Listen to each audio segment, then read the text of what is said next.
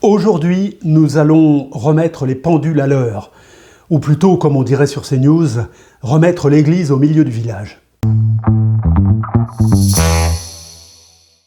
Mais ce n'est pas parce que la majorité des Français pensent qu'il y a un lien entre immigration et insécurité que c'est vrai.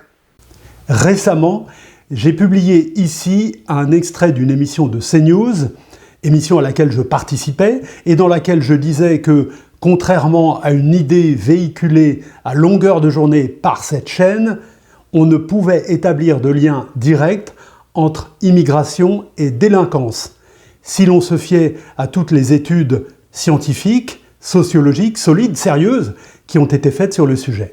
Les réactions ne se sont pas fait attendre, on m'a beaucoup accusé d'être dans le déni, d'aller faire un tour dans les transports en commun, dans les prisons pour regarder la réalité en face, on m'a traité de gaucho, de collabo, ou pire, de bobo vivant dans les beaux quartiers.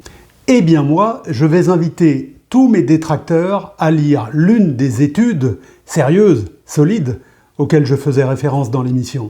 Avec vos petits doigts, vous allez sur n'importe quel moteur de recherche et vous tapez immigration, délinquance et CEPI, C-E-P-2-I, Centre d'études prospectives et d'information internationale. Vous tomberez sur cette étude, 4 pages, pour remplir intelligemment une demi-heure de votre temps. Le CEPI ne nie pas la surreprésentation des immigrés dans certaines infractions, mais il en donne les raisons, en expliquant pourquoi cela ne signifie pas pour autant que l'immigration est la cause de la criminalité.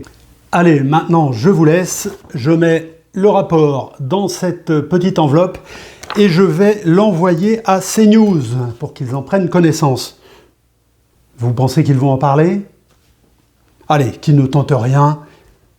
À la prochaine.